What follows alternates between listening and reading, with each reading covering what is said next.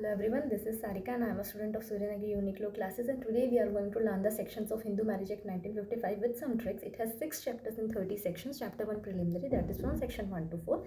Section 1 short title and extent. Section 2 application of the act. Section 3 definitions.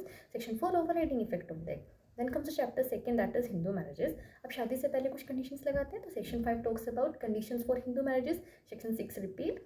Section 7 को हम याद कर सकते हैं, शादी में कुछ सेरेमनीज होती है जिसमें से एक होता है 7 फेरे, तो वो भी एक सेरेमनी है. तो section 7 talks about ceremonies for Hindu marriages. उसके बाद क्या करना है, शादी का रजिस्ट्रेशन करवाएंगे, तो section 8 talks about registration for Hindu marriages. Then comes the chapter 3 that is restitution of conjugal rights and judicial separation.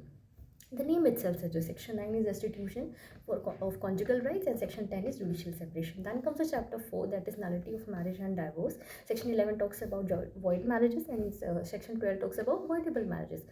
Couples में लड़ाई होती है तो they come to the conclusion कि divorce ले लो, तो section 13 talks about divorce. फिर कपल डाइवोर्स में जाने से पहले सोचते हैं कुछ ना क्यों ना हम अल्टरनेटिव रिलीफ ले लें, तो 13 talks about alternative relief in divorce proceedings. But कुछ भी काम नहीं करता, दे कम टू द कंक्लूजन कि म्यूचुअल कंसेंट से डाइवोर्स ले लो, तो सेक्शन 13 भी talks about divorce by mutual consent. Court जाते हैं तो पता लगता है 1 साल से पहले डाइवोर्स ही नहीं ले सकते, तो section 14 talks about no petition for divorce to be presented within 1 year of marriage. उसके बाद कपल क्या सोचता है, जल्दी से 1 साल खत्म हो, डाइवोर्स लूँगा दूसरी शादी करूँगा, तो section 15 talks about divorce persons when they marry again.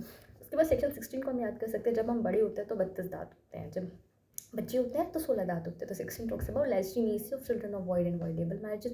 उसके बाद पता लगता है जो कपल है तो उसमें हस्बैंड ने बाइगेमी कमिट करी है, तो 17 कहते हैं पनिशमेंट दे दो, पनिशमेंट फॉर बाइगेमी. पता चलता है सिर्फ बाइगेमी ने उसने अदर कंडीशंस भी ब्रीच करी है, तो 18 कहता है punishment for contravention of certain other conditions of Hindu marriages. That's it for today and we will discuss the other sections in next video. Thank you.